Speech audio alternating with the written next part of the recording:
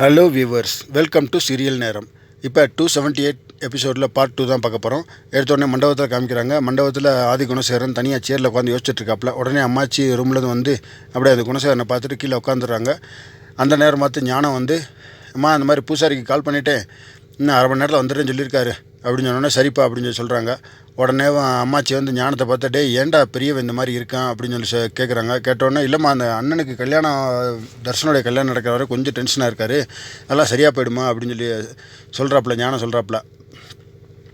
உடனே அம்மாச்சி சொல்கிறாங்க, அவனுக்கு வாட்ச பொண்டாட்டியும் சரியில்லை, அவனுக்கு அவன் பெற்ற பிள்ளைகளும் அவனுக்கு முதுகில் குத்துற மாதிரி இப்போ பேசுகிறாங்க, நடந்துக்கிறாங்க. ரெண்டு பக்கமும் அனாதையாகவே அவன் நிற்கிறான்.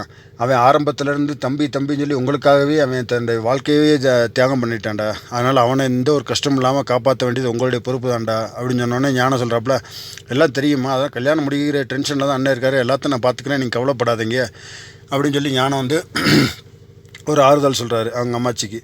சொன்னோன்னே அதுக்கப்புறம் அம்மாச்சி ஞானத்திட்ட கேட்குறாங்க, தர்ஷன் எங்கப்பா அந்த பயவுடைய ஆளையே காணும் அப்படின்னு சொன்னோன்னே, அவன் ரூமில் இருக்காம்மா அப்படின்னு சொன்னோன்னே, சரிப்பா நான் போய் ரூமில் தர்ஷனை பார்க்குறேன் அப்படின்னு சொன்னோன்னே, சரிங்கம்மான்னு சொல்லிட்டாப்புல. அப்படியே அம்மாச்சி ரூமுக்குள்ளே போகிறாங்க.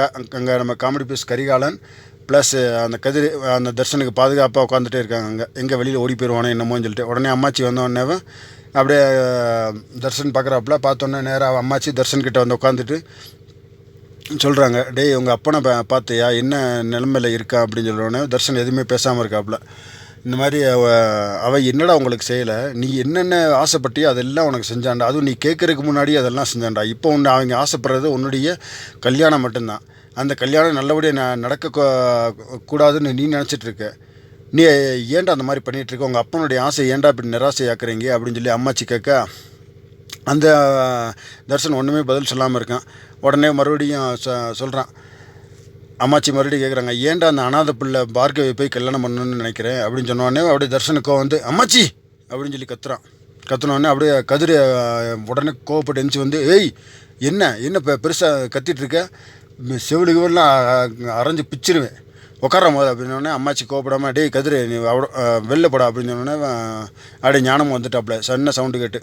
உடனே ஞானமும் சொல்கிறாப்புல, டே கதிரை ஏன்டா என்ன பார்த்தாலும் கத்துற, அமைதியாக பேசவே மாட்டியா அப்படின்னு சொன்னோன்னே, இவன் என்ன பேச்சு பேசுனா, அம்மா சொல்கிறதுக்கு பதில் பேசிகிட்டு இருக்கா அப்படின்னு சொன்னோன்னே, நீங்கள் 2 பேர் வெளியில் போங்கப்பா அப்படின்னு சொல்லி அம்மாச்சி சொல்கிறாங்க. உடனே கதிரை வந்து ஞானம் கூப்பிட்டு போகிறாப்புல, வெளில கூப்பிட்டு போகிறாப்புல. அப்படியே அந்த காமெடி பீஸ் கரியால் உட்காந்துட்டே இருக்காங்க.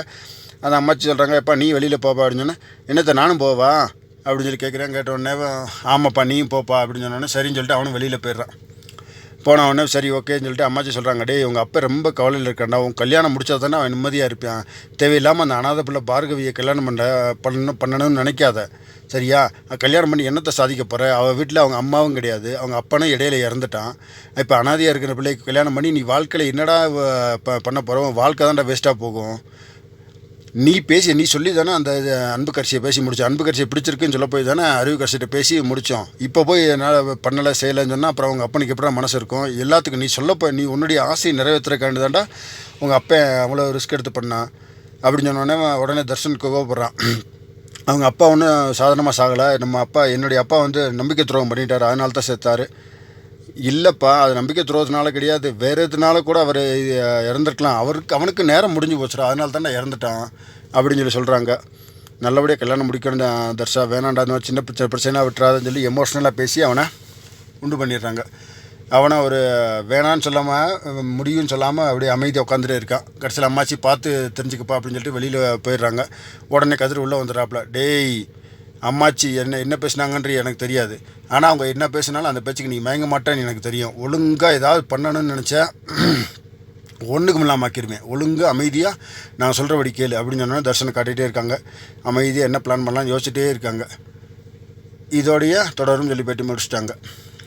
இன்னும் அடுத்த பாட்டில் என்ன நடக்குது ஏது நடக்குது அப்படின்றத க்ளீனாக சொல்கிறேன், சரிங்களா? இந்த வீடியோ உங்களுக்கு பிடிச்சிருந்தால் லைக் பண்ணுங்கள், கமெண்ட் பண்ணுங்கள், ஷேர் பண்ணுங்கள்.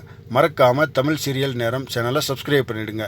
இதுவரையும் சப்ஸ்கிரைப் பண்ண அனைத்து நல்ல உள்ளங்களுக்கும் மிக்க நன்றி. Thank you so much for all.